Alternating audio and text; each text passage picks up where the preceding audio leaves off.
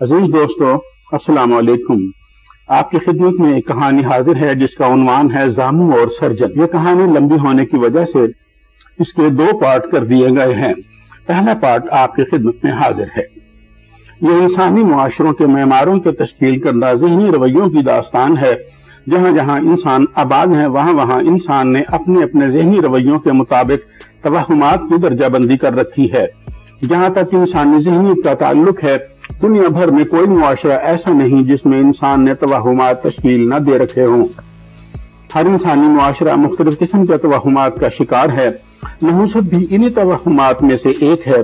یہ ایک ایسا وہم ہے جو مختلف شکلوں کے ساتھ ہر انسانی معاشرے میں عمومی طور پر پایا جاتا ہے۔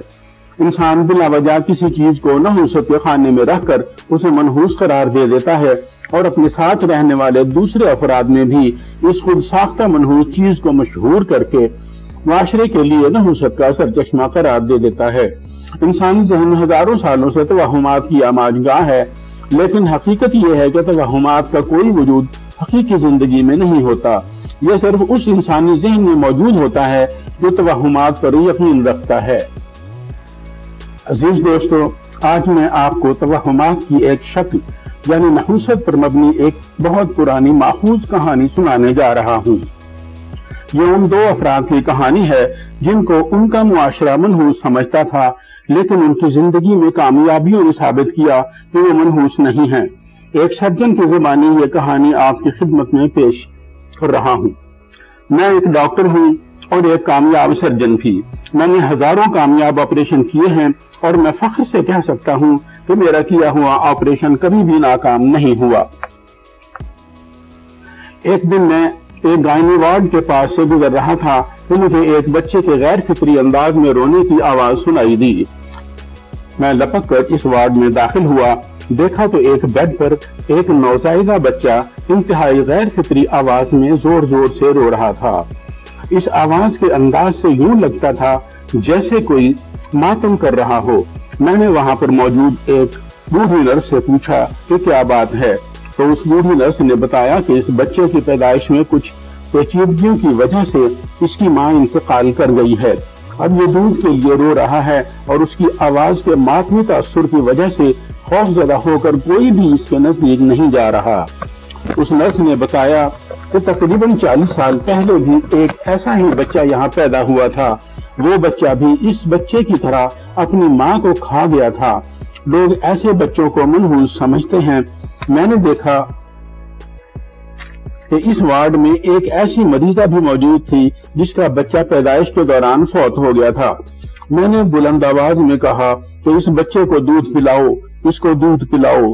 میری آواز سن کر وہ عورت جس کی چھاتیوں میں دودھ اترا ہوا تھا بھاگ کر اس بچے کے پاس آئی اور بچے کو اپنی چھاتی سے لگا کر دودھ پلانے لگی۔ دودھ ملتے ہی وہ بچہ پرسکون ہو گیا۔ اس بچے کا باپ بھی وہیں موجود تھا۔ اس نے مجھے اور اس دودھ پلانے والی عورت کو بڑی تشکر آمیز نظروں سے دیکھا۔ اس بچے کے باپ نے اپنے بچے کا نام زامو رکھ دیا تھا۔ ان باتوں کو ایک عرصہ بیت گیا۔ میں اپنے پیشہ ورانہ کام میں مشغول ہو گیا۔ مجھے نئی سے نئی کاروں کا بہت شوق تھا۔ میرے پاس دولت کی کوئی کمی نہ تھی۔ میں اپنے اس شوق کی تکمیل کے لیے مختلف ہوٹلوں میں پارٹیوں سے ملنے کے لیے جاتا رہتا تھا۔ ایک دن میں ایک ہوٹل میں گیا، وہاں ایک پارٹی کے ساتھ ڈیل ہوئی۔ میں نے ہوٹل کے ویٹر کو بلایا اور اس سے کہا کہ میں اپنے ایک دوست کو باہر سی آف کر کے ابھی آتا ہوں، تب تک تم یہی میرے روم میں ٹھہرو۔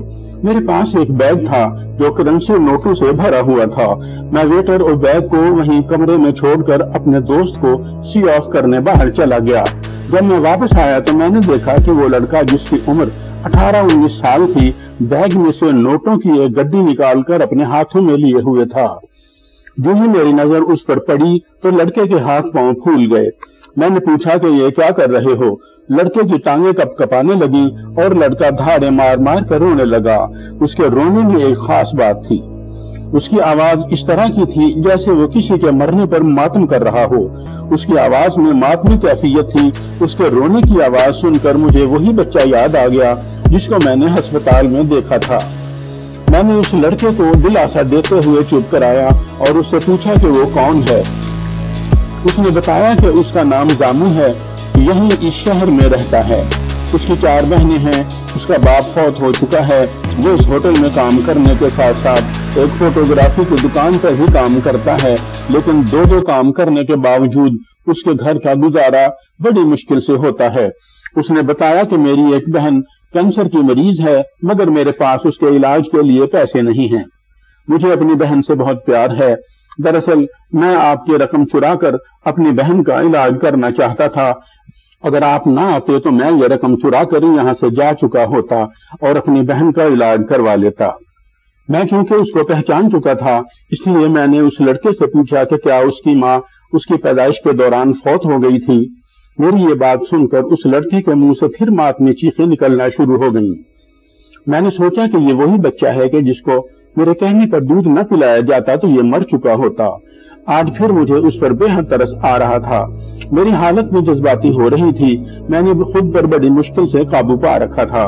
میں نے اسے رونے سے چپ کرایا اور اس سے پوچھا کہ اسے کتنے پیسے مل جائیں تو وہ اپنا کاروبار چلانے کے ساتھ ساتھ اپنی بہن کا علاج بھی کروا سکتا ہے۔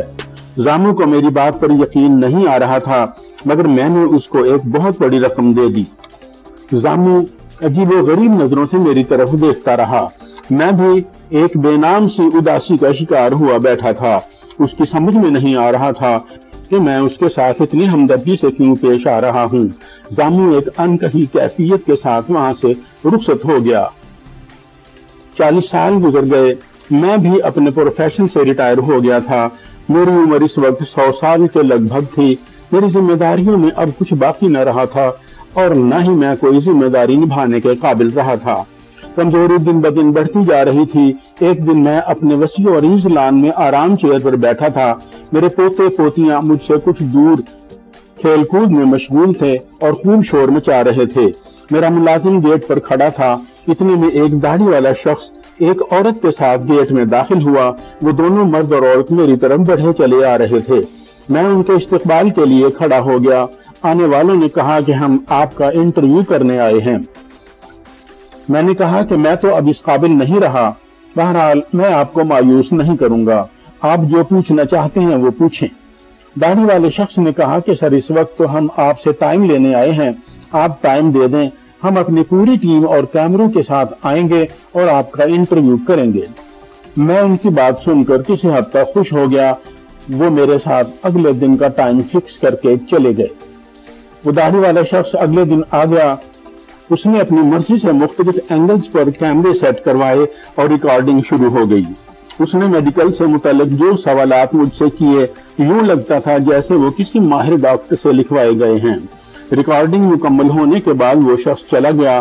اگلے دن میرا انٹرویو ایک ٹی وی چینل پر نشر کیا گیا۔ انٹرویو سے صاف ظاہر ہوتا تھا کہ ایک 100 سالہ سرجن بڑی مہارت سے اپنے پیشے سے متعلق سوالوں کے جواب دے رہا ہے۔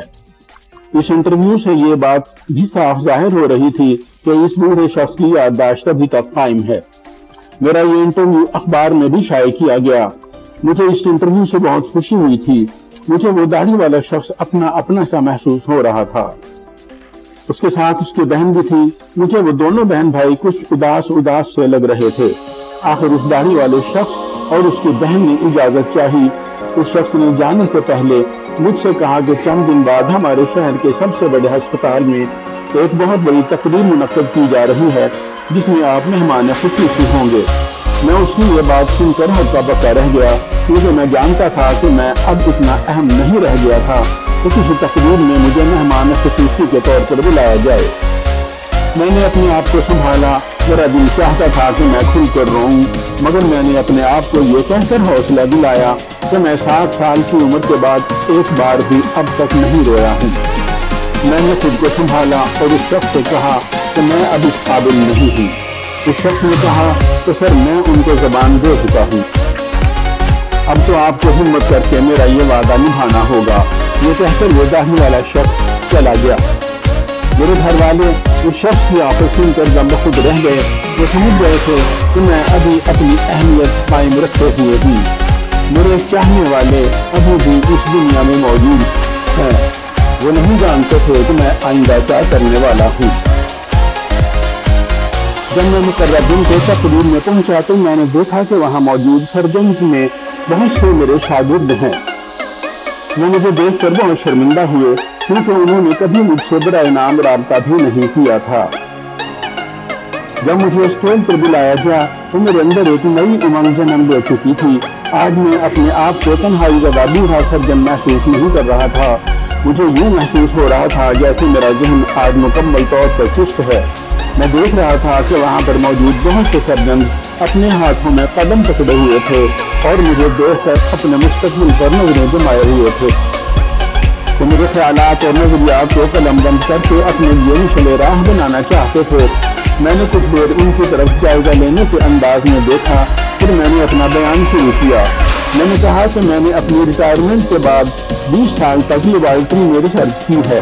मैंने सर्जरी के कई मुरवजा तरीकों को नाक़िस और नाकारा पाया है। मैंने महसूस किया है कि इन तरीकों में खासी तब्दीली की अशद जरूरत है। हाल में मौजूद हाज़रीन हैरत से मुझे देख रहे थे। मैं उस वक्त 100 साल बूढ़ा नहीं बल्कि एक एक्टिव सर्जन दिखाई दे रहा था। मैं सर्जरी के बारे में बोलता रहा और हाल में मौजूद तमाम सर्जन मेरे मुंह से निकले हुए नुकात को नोट करते रहे। मेरे पास बहुत से अहम राज मौजूद थे, जिनमें से कई मैंने वहाँ मौजूद लोगों के सामने बयान कर दिए। उस तकरीब के इख्तिताम पर मेरी अहमियत में मज़ीद इजाफा हो गया था। लोग मेरे इर्द गिर्द जमा होकर मेरी तारीफों के पुल बांध रहे थे। उसके बाद भी मुझे तकरीबात में इंटरव्यूज के लिए बुलाया जाता रहा, लेकिन मैंने अपनी रिसर्च के बारे में किसी को कुछ न बताया और मैं ऐलान करता रहा कि मैं जल्द ही एक बहुत बड़ी तकरीब में अपनी रिसर्च के अहम नताइज आप लोगों के सामने पेश करूंगा। लोगों ने मेरा मजाक उड़ाया तो इस बूढ़े की टांगें पहले ही कब्र में लटकी हुई हैं और ये कह रहा है कि मैं कुछ अरसे बाद आपके सामने बयान करूंगा। लोगों को यकीन नहीं आ रहा था। मैं वो एतराज करने में जरा सी भी झिझक महसूस नहीं करता कि उस दाढ़ी वाले शख्स के आने से पहले मेरी जिंदगी इंतहाई बोर और बेकैफ हो चुकी थी। उस शख्स के आने के बाद और उसकी तरफ से तकरीबात और इंटरव्यूज के इंतमाम और बंदोबस्त ने मेरी जिंदगी में जान डाल दी थी। मैं अपने आप को मसरूफ और चाको चौबंद महसूस करने लगा था और बहुत खुश रहने लगा था। अचानक चंद माह बाद मुझे हार्ट अटैक हो गया। मेरे बच्चे और उनके बच्चे मेरे इर्द गिर्द हल्का बनाए हुए खड़े थे।